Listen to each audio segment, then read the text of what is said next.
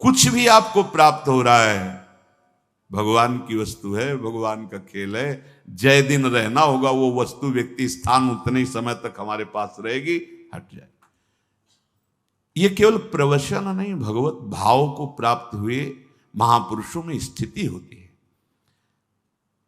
देखो, अगर हम किसी को कहें कि वो तो भगवत अवतार हैं, तो हमारे लिए ही तो अवतरित होते हैं। स्थितियों को दिखाना और प्राप्ति का साधन बताना और प्राप्त करवाना, इसीलिए बड़े बड़े महापुरुष प्रकट होते हैं। पूज्य श्री जयदेव जी महाराज को किसी धनी मानी भगत ने गए, महापुरुष थे, थोड़ी देर भगवत चर्चा हुई, थोड़ा प्रसाद पवाया, मुहरें दी, असरफी मुहरें उस समय चलती थी, मुहरें दी। आवश्यकता तो नहीं, भगवान हमारी प्रसन्नता के लिए, इसका कोई महत्व नहीं। उपासक अगर लौकिक वस्तुओं की प्राप्ति पे हर्षित होता है तो कुछ मिला ही नहीं, परमार्थ का कुछ मिला ही नहीं। न द्वेष्टि, किसी से द्वेष क्यों होगा? तब होगा जब अनुकूलता की मांग होगी। अनुकूलता की मांग तब होती जब हृदय शुष्क होता है, और जब भगवद रस से द्रवित है तो किसी और की अनुकूलता की जरूरत होती क्या? नहीं। तो द्वेष कैसे बन सकता है? अगर श्रीपाद भी कह रहे कि अगर तुम्हारा किसी से द्वेष है, भगवत तत्व का अनुभव नहीं होगा, भगवदानंद की अनुभूति नहीं होगी। पक्का बात है, हरिवंश नाम लीन जे अजात शत्रु ते सदा। ऐसा थोड़ी है कि इससे निकलना नहीं पड़ता, निकलना पड़ता है उस जगह से जहां से तुम्हें गाली मिलेगी, निकलना पड़ता है। तुमसे द्वेष करने वाले सामने आएंगे, बेमतलब द्वेष करेंगे, तुम्हें वो दिखाना है भजन का प्रताप कि अब हे प्रभु, आप जो ये प्रश्नवाचक चिन्ह खड़ा कर दिए, इस रूप में आकर के हम आपसे द्वेष नहीं करेंगे। आप मारो, गाली दो, अपमान करो, हम आपके अंतर से चरण वंदना ही करेंगे, क्योंकि आप निकल गए। और अगर द्वेष कर लिए तो जहां माला में हाथ डाला तो पहले वही आएगा। रागात्मक द्वेषात्मक वृत्ति, ये अंदर की, हम यहां की बात कहते हैं, यहां की। जैसे कोई कहता है कि आज तो सत्संग में हमारे मन की बात हुई। भैया, समष्टि मन भगवान के ही, तो जब भगवान में चित्त तो समष्टि मन की बात आ जाती है। वो किसी के मन की बात नहीं पढ़ते संत जन, वो भगवान की बात, तो वो सबके मन की बात हो जाती है। क्योंकि जो जो उसमें तरंगें उठ रही हैं वो पूरी सृष्टि में है, हर मन में है, क्योंकि उसी ढांचे से मन की रचना हुई। तीन ही है, सतोगुण, रजोगुण, तमोगुण। तमोगुण होगा तो ऐसी तरंग, रजोगुण होगी तो ऐसी तरंग, सतोगुण होगी तो ऐसी तरंग। कभी भी किसी से भी द्वेष ना होने पाए, बचाओ, अपने आप को बचाओ। आपसे और सावधानी की बात कहते हैं, सामने वाले को आप प्रणाम करेंगे ऐसे, अब आपको लगे हम तो हाथ जोड़ रहे हैं, प्रणाम कर रहे हैं, मान दे रहे हैं। नहीं, तुम वो क्या कर रहा है मत देखना, तुम क्या कर रहे हो, बस इतनी बात देखनी। तुमने प्रणाम कर लिया, अब दोबारा उसके चेहरे की तरफ मत देखना। चेहरे की तरफ देखोगे तो फिर द्वेष हो जाएगा। हम तो नम्रता से प्रणाम कर रहे हैं, हाथ जोड़ रहे हैं, वो अपमान पे अपमान किए जा, हमें उसका कर्तव्य नहीं देखना, हमें अपना कर्तव्य, साधक अपना कर्तव्य केवल देखता है और निरपेक्ष हो जाता है। सबसे पहला शब्द है जिनके भगवान पीछे घूमते चरण रज लेने के लिए, निरपेक्षम। सबसे पहला निरपेक्षम मुनिम शांतम निर्वैरम समदर्शनम। निरपेक्षम, किसी की अपेक्षा नहीं। वो हमसे द्वेष कर रहा है, हमको बचाना है अपने आप को। क्या प्रभु कुछ भी कर लो, अब नहीं, आप ही हो। सच्ची बात करें, हृदय जल रहा है उसकी बात से, लेकिन आपने ये भाव डाल दिया, ये ऐसा काम करेगा कि द्वेष होने ही नहीं देगा आपके हृदय में। ओ अगर आप ऐसे, भगवान ही तो सब में है, ऐसा देखा उसके चेहरे की भाव भंगिया कि आप तो प्रणाम कर रहे हो, आप फिर नहीं सह पाओगे, फिर ये पक्की बात हृदय की है। बहुत बचने की जरूरत है। ये अहंकार का फोड़ा बिना गुरुदेव के आप ऑपरेशन नहीं होता। एक बार ऑपरेशन हो गया तो इतने चतुर डॉक्टर हैं कि एक कण भी नहीं रहने देते कि दोबारा ये कैंसर न फैल जाए। नहीं तो भैया हमने देखा है कि जब तक बिल्कुल पक्का सर्जन नहीं होगा तो ऑपरेशन तो होते छोटे मोटे, पर कण रह जाते हैं कैंसर के, और वो बगल से फिर वैसे ही। लेकिन चतुर जो सर्जन होते हैं वो नहीं रहने देते, कोई कण नहीं रहते। वो है सदगुरुदेव। हाँ, मिटिया मेट कर देते हैं इस देहाभिमान को। ये बिल्कुल समझो, यहाँ की छाती की बात कहते हैं, ये बहुत जहर है। इसीलिए कोई भगवदानंद की अनुभूति नहीं होने दे रहा, कोई आध्यात्मिक भूमिका नहीं जागृत होने दे रहा। यही भगवान के सामने कालिया फन नीचे थोड़ी कर रहा था, ऐसे ही कर रहा था। भगवान है पर फन दबा के चढ़ गए फन के ऊपर। जो फन ताता थे उनका तो नृत्य और उनका सारा का सारा अहम चूर। तो गुरुदेव का तो मनोरंजन हुआ अहम के साथ खेलने। पुराने खिलाड़ी है ना, हमारी दुर्दशा अहंकार की कर दी। ये अब हमारी शरण में आ गया, अब तुझे यहां से हटना होगा या बदलना होगा। अब इस हमारे जन को तुम माया में नहीं फंसा सकता। गुरुदेव पुराने योद्धा हैं, न जाने कितनी बार पछाड़ की है और हृदय को कितनों के निर्मल किया है। ये अहम बहुत बहुत विचित्र है, और इसी अहम से द्वेष होता है। इसी अहम से जब हमें लगता है कि मैं साधुता से चल रहा हूं, मैं शास्त्र संयम से चल रहा हूं, और बार बार आप ऐसा व्यवहार करते हैं, तो फिर वो अहम असहनीय हो कर लेता है हृदय को, फिर वो प्रतिक्रिया में आ जाता है। सदगुरुदेव भगवान के वचन, अगर अहम नहीं तो प्रतिक्रिया कैसे? अगर प्रतिक्रिया है तो यही अहंकार का स्वरूप है। प्रतिक्रिया कैसे? फिर एक दिन बहुत करुणा में भर के कहा कि सबके वाहन हैं, किसी के गरुण वाहन हैं, मयूर वाहन है, नंदिकेश्वर हंस वाहन है, सबके। जानते हो हमारी स्वामिनी जी का वाहन क्या है? जी हमने कहीं पढ़ा नहीं, कहीं सुना। बोले दैन्यता। यद्यपि सकल लोक चूड़ामणि, दीन अपन पो माने, प्रीति की रीति रंगी लोई जा। सदगुरुदेव के वचन।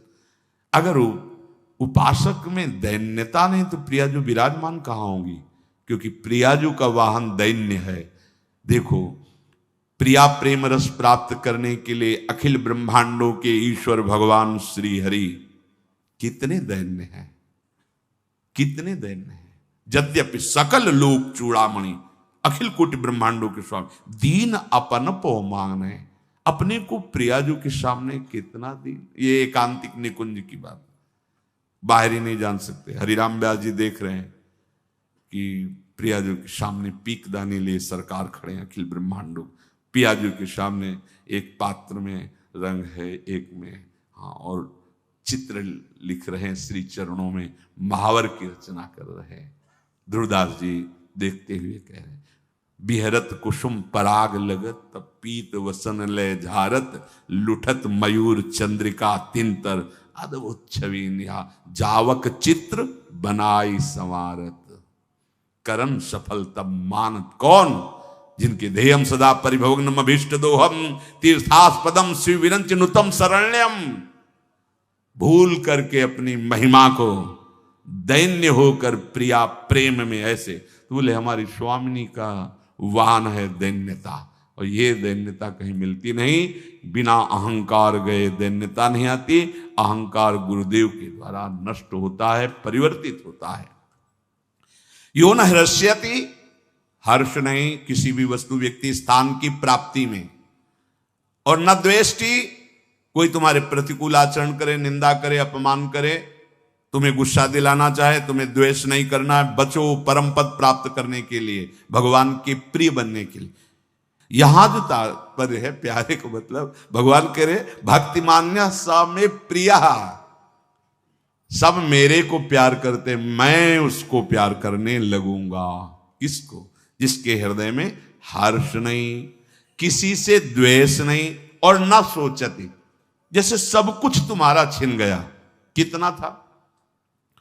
किसी भी नगर के किसी एक कोने में तुम्हारा महल बना होगा, हम कह रहे हैं, पूरे विश्व ब्रह्मांड की संपत्ति का असंख्य हिस्सा होगा तुम्हारी संपत्ति। बहुत संपत्ति है भाई वो। अरे समुद्र को रत्नाकर कहा गया है, एक से एक रत्न। भूमि में अष्टम धातु ऐसे प्रकट होती है, जैसे गेरू पीली मिट्टी, ऐसे चांदी सोना भूमि में है। इसी भूमि में कितनी संपत्तिवान हो, क्या हो, कुछ नहीं। अगर नष्ट हो जाता है तुम्हारा, तो तुम्हें यह ध्यान रखना है कि तुम हरि के हो, जिसने ऐसे, इसे निमेष कहते हैं, पलक झपकने को, पलक झपकने में अनंत ब्रह्मांड बना दिए। उसकी लीला है। मेरा जो कुछ नष्ट हुआ है, एक सेकंड में वो अनंतों गुना बना दे। भगवद आश्रित कभी शोकित नहीं होता किसी वस्तु व्यक्ति स्थान के नष्ट हो जाने पर। जैसे कोई पधार गया, खूब नाम कीर्तन करो, इतने समय के लिए हमारे साथ आया था, भगवान मंगल करे, खूब नाम कीर्तन, खूब उत्सव मनाओ, रोना मत। जितने आंसू गिरेंगे वो नाक लार ये सब दुर्गति का कारण होती है। अगर आप पुत्र को प्यार करते हो, अपने परिवार को प्यार करते हो, वो पधारने जा रहा है, तो बैठ के नाम कीर्तन करो, रोने की जरूरत नहीं है। मोह ग्रसित होकर आंसू मत बहाना, राधा राधा कीर्तन करो, मंगल करो उस जीव का जो तुम्हारा भाई बना था, तुम्हारा पुत्र बना था, तुम्हारी पत्नी बना था, तुम्हारा पति बना था। वो उतने ही समय के लिए आया, पर ये मोहाविष्ट जन हमको बहुत चाहते थे, जो कहते थे वो करते थे, अब कौन करेगा। इस बात के लिए रोना धोना होता है, प्यार तो होता ही नहीं, क्योंकि जो था उसको तो कभी जाना नहीं। तो बिन जाने न होए प्रतीति, बिना जाने विश्वास नहीं होता, बिन प्रतीति होए नहीं प्रीति। तो तुम्हारी प्रीति कहाँ थी? अपनी चाह की प्रीति के लिए रोना। तो हम सबसे प्रार्थना करते हैं, किसी का शरीर पूरा हो रहा हो तो हमारी बात प्रार्थना मान लेना, 4 बार राधा नाम चाहे सुनाओ जाके आसपास पड़ोस में। वो अगर शरीर है तो राधा राधा राधा राधा सुना रहे, अगर शरीर नहीं है तो जो राधा नाम उच्चारण किया उस जीवात्मा को दे दो, ये उसके लिए, उसका मंगल। रोने की कोई जरूरत नहीं। तो ना शोक नहीं, और भक्त के हृदय में न कांक्षति। अब हम क्यों चाह करें? हमारे प्रभु अल्पज्ञ हैं क्या कि हम कहें कि ऐसी व्यवस्था कर दो, ऐसी परिस्थिति कर दो, ऐसा कर। सच्ची कहते हैं, जिसकी जैसी परिस्थिति है वो भगवान के विधान से आई हुई है। आप उसी परिस्थिति में भजन कर लो, आपको कोई फेल नहीं कर सकता। यही जीव की दुर्दशा है। वो निकलने की चाहत सत्संग से पैदा हुई, सत्संग ने निकाला और सत्संग को ही छोड़ दिया। क्या हुआ फिर? पार फायदा क्या? वृंदावन बस के इतनो बड़ो सयान, जुगल चरण के भजन बिनु निमिष न दीजे दान। क्यों आए थे? कमाई तो वहां बढ़िया हो रही थी, यहां क्या कमाई है? ये तो प्रेमियों का देश है, यहां भजन कमाओ, प्रियालाल रूपी संपत्ति बढ़ाओ अपने हृदय में। तो न कांक्षति, कोई आकांक्षा भक्त न करे, अगर करे भी तो छूट दे दे हमारे प्रभु को। तो भगवान ने कहा है अर्थार्थी आर्त जिज्ञासु ज्ञानी, मतलब आपको भक्त ही माना जाएगा, पर छूट दे दो कि प्रभु यदि मेरी मांग से आपका भजन ना रुके तो आप दे देना, अगर भजन रुके तो प्रभु मत देना, ये आपके ऊपर छोड़ दिया। शुभाशुभ परित्यागी भक्ति मान्य स मे प्रिया। जैसे अशुभ हमारी दुर्गति कर देता है, ऐसे शुभ भी दुर्गति का कारण है। कोई विद्वान कह सकता है कि शुभ के द्वारा दुर्गति? तो सुनो, तुम शुभ कर्म करोगे, यहां से ऊपर के लोगों को जाओगे। जैसे स्वर्ग गए आप, खूब भोग भोगेंगे जितना आपका शुभ है, और पुण्य छीणे मृत्यु लोके विशंति, तो फिर कहां गए? वहीं आ गए ना। तो आवागमन तो नहीं मिटा ना, तो सदगति तो नहीं हुई ना। तो हुई क्या? उसे एक अच्छा स्वप्न, एक बुरा स्वप्न, लेकिन है तो दोनों स्वप्न ही, कोई खास बात थोड़ी है। तो इसीलिए शरण निरापक पद रमित सकल अशुभ शुभ नंस, आचार्य श्रीहित महाप्रभु हरिवंश चंद्र जी के लिए, कि जो इनकी शरण में हो जाता है ये शुभ अशुभ का नाश कर देते हैं। और देत सहज निश्चल भगति, जय जय श्री हरिवंश। जो ना हर्षित होता है, ना द्वेष करता है, ना कोई शोक करता है, ना कोई आकांक्षा करता है, और शुभ अशुभ का भी परित्यागी है, और सदैव मेरी भक्ति में रत है। भगवान कह रहे हैं स में प्रियः, बहुत से भक्त मुझे प्यार करते हैं, पर मैं इसको बहुत प्यार करता हूं। स्त्रीषु स्तन्यप तोकवत स्व अतिथि गेहेथ देहे च, श्रीपाद कह रहे हैं जहां तुम्हें वास मिला है ऐसे रहो जैसे अतिथि आता है किसी के घर में तो अपना घर नहीं मान लेता, सोचता है हमें तो बस समय व्यतीत करना है, जितने दिन चले जाना है यहां से। बिल्कुल ठीक ऐसा ही है, चाहे गृहस्थ में हो चाहे विरक्त में हो, घर को अपना नहीं मानना चाहिए। इसीलिए हमारे यहां पहले से पद्धति चली आ रही कि घर में ठाकुर विराजमान करना, घर के मालिक ठाकुर, हम सब उनके सेवक, और महाभाग्यशाली जन तो अपने घर में भी अंकित कर देते हैं, प्रिया कुंज अमुक अमुक, ऐसे भगवान नामों से किए। ऐसा करना भी चाहिए। विभीषण जी के घर को ही देखकर तो हनुमान जी महाराज प्रभावित हो गए। राम नाम अंकित गृह शोभा, देखा कि भगवान नाम लिखा हुआ तो कोई महाभागवत होगा। फिर अंदर गए तो आवाज भी सुनाई देने लगी, राम नाम ते सुमिरन की ना, हृदय हरस कपि सज्जन चीना, ये सन हट करिहो पहचानी, साधु ते होए ना कारज हानि। ये कोई भगवत भक्त है लंका में जिसके मकान पे भगवान नाम है, जिसकी जिह्वा पे भगवान नाम है, वो कोई महाभागवत ही है। घर में अतिथिवत रहने का आदेश कर रहे हैं। जितना समय व्यतीत करवाना है प्रभु को व्यतीत करवाए, बस शरीर छोड़ा। ऐसे आगे कह रहे हैं अथ देहे पिच, ऐसे ही देह में भी अतिथि की तरह रहना। ये भी घर है, तुम नहीं हो, पर क्या माया का आकर्षण है। प्रवचन कर लो, सुन लो, मैं शरीर नहीं हूं, लेकिन सारा बर्ताव शरीर में ही हो रहा है, आम की धरा में हो रहा है। बहुत सावधान आदेश कर रहे हैं, भगवद आश्रित रहो, ऐसे जैसे बच्चा मां के स्तनपान से ही जीवित है, अर्थात हमारा जीवन केवल हमारे प्रभु के द्वारा पोषित है। महलों में राखे चाहे झोपड़ी में वास दें, आपका आपका आप जैसा ज्यों ज्यों राखत हो त्यों त्यों रहियत हो हरि, हे हरि आप जैसे आप।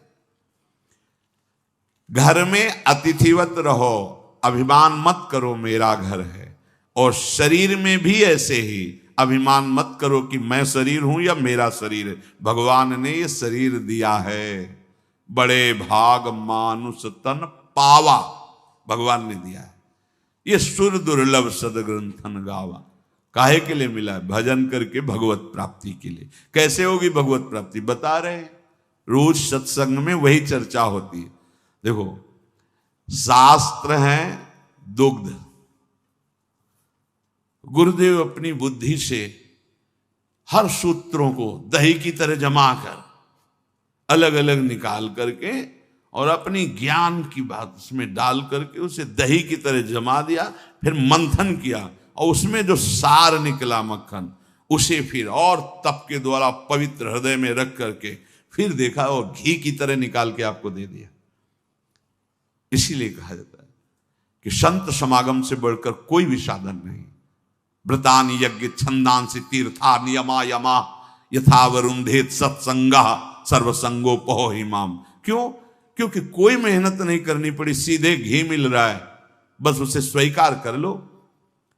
तुम शास्त्र स्वाध्याय करते तो तुम्हारी बुद्धि के अनुसार उसका भाव आता, और जब महापुरुष जन शास्त्रों को देते हैं, परोसते हैं हमारी श्रवणेन्द्रिय से हृदय में, तो अपनी स्थिति से उसका भाव दर्शन कराते हैं।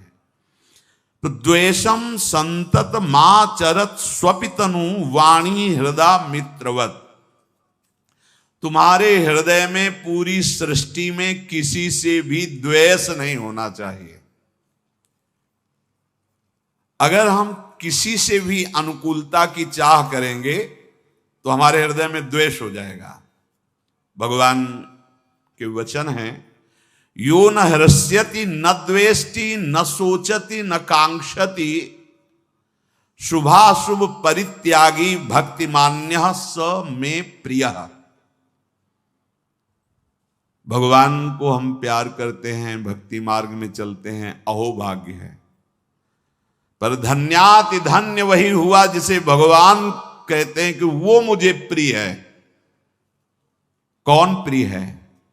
यो न हृष्यति न द्वेष्टि न सोचति न कांक्षति शुभा और अशुभ परित्यागी भक्ति मान्य स में प्रिय। बहुत अमृत में भगवान के वचन है। यो न हृष्यति, अभी बताया, हमारा द्वेष तभी होता है जब किसी से हम राग कर बैठते हैं। राग होता है अनुकूलता में, हमारे अनुकूल वो वस्तु, वो व्यक्ति, वो स्थान, वो बात, वो चेष्टा हुई तो राग हो गया, और उसी के द्वारा जब प्रतिकूल हुआ तो द्वेष हो गया। द्वेष की स्वयं की सत्ता नहीं है, जैसे क्रोध की स्वयं की सत्ता नहीं है, ये काम से, कामा संजायते क्रोधा, ऐसे ही राग से द्वेष का प्रादुर्भाव हुआ है। अगर हम कहीं भी राग करते हैं तो उसके मूल में सुख बुद्धि, अनुकूलता, प्रियता, अनुकूलता की प्रियता, सुख बुद्धि ही राग करा देती, किसी शरीर में, किसी वस्तु में, किसी में भी। इसको काटने के लिए भगवत भाव ही समर्थ है, दूसरा नहीं। मेरे प्रभु इसके हृदय में विराजमान हैं। अनुकूल प्रिय कार्य हो रहा तो प्रभु इस हृदय में बैठ के दुलार कर रहे हैं। हमें लक्ष्य में प्रभु ना, राग नहीं हो पाएगा, अनुराग बढ़ेगा।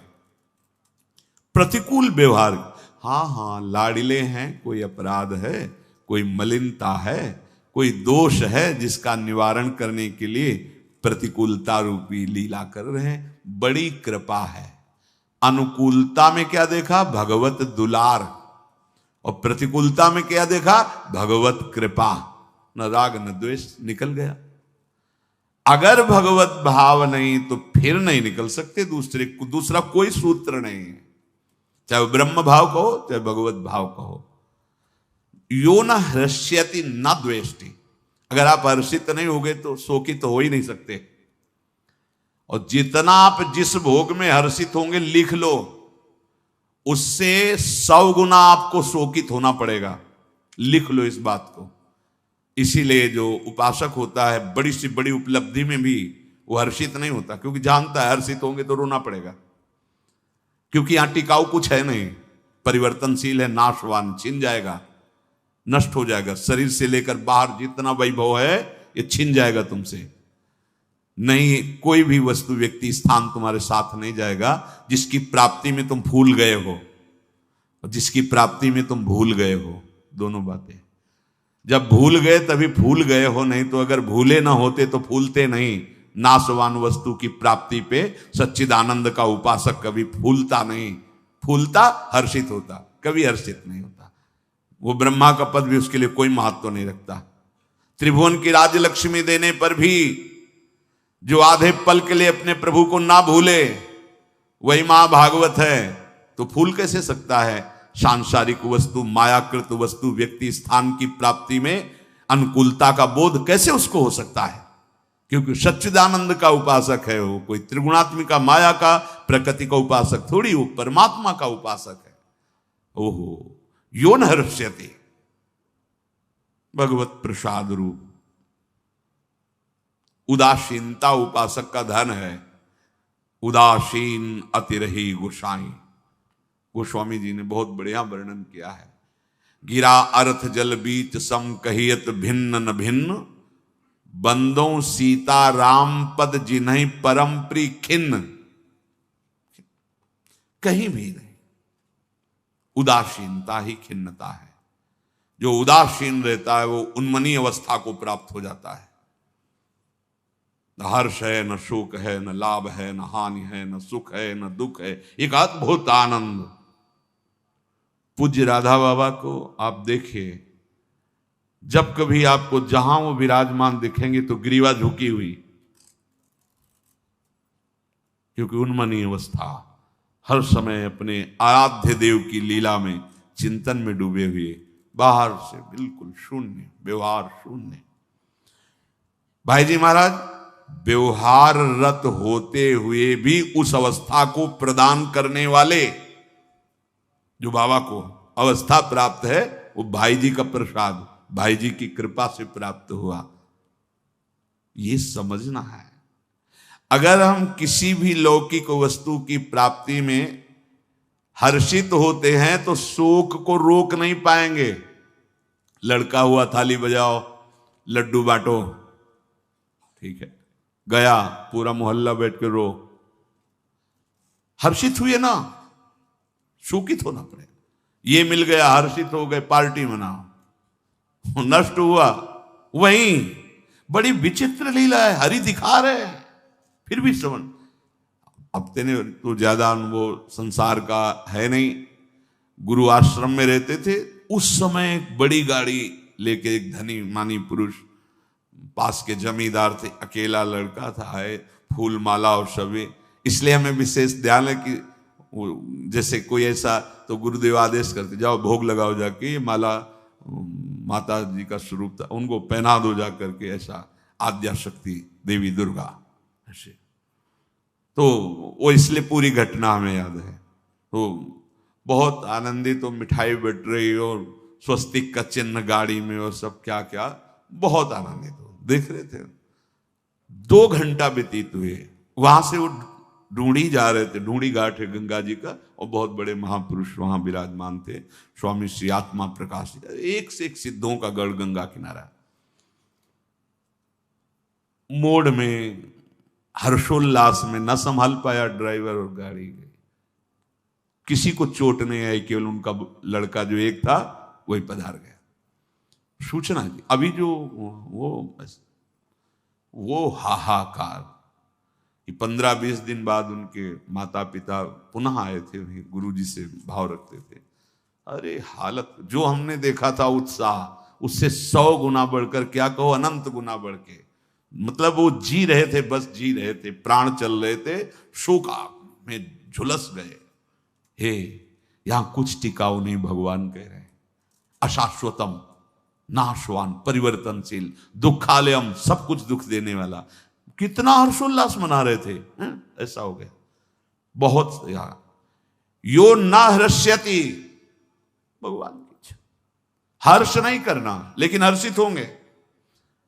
जन्मदिन मना रहे, अरे बैठ के कीर्तन करो और अंदर से शोकित हो कि पता नहीं अब कई मिनट रह गए, कितने मिनट रह गए जीवन के, 1 वर्ष गया और भगवत साक्षात्कार नहीं हुआ। यहां जिससे दुर्गति होनी उससे पार्टी मना रहे। काल ने नष्ट कर दिया 1 वर्ष, तुम्हें पता नहीं चला। 1 वर्ष जानते, 1 वर्ष किसे कहते हैं? भगवत प्राप्त हो जाते 12 महीने होते हैं, 1 महीने में 30 दिन होते हैं, 1 दिन में 24 घंटे होते हैं, और जो 10,000 वर्ष की तपस्या का फल अन्य युगों में है, वो भगवान व्यास देव जी ने कहा 24 घंटे नाम कीर्तन से वो तुम्हें प्राप्त हो जाए। ये कलिकाल का एक विशेष गुण है, नाम संकीर्तन किया नहीं, संसारी वही।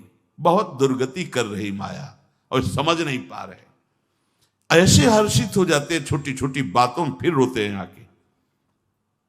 अब रोने से काम नहीं बनेगा, गलती की, हर्षित हो गए, बिना भगवान के आश्रय के इस दोष से मुक्त। हर्ष दोष है, कल भी चर्चा में था।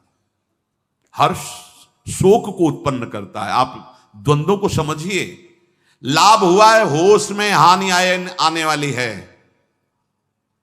तुम्हारी प्रशंसा हो रही है, भोगना मत, नहीं तो आगे निंदा होने वाली है, पक्का। ये द्वंद्व है, द्वंद्व दिन है, कमाई कर लो, होश में रात्रि आने वाली है। यो न हर्ष्यति, किसी भी बात में हर्षित नहीं। देखो सत्संग है, पकड़ो बात।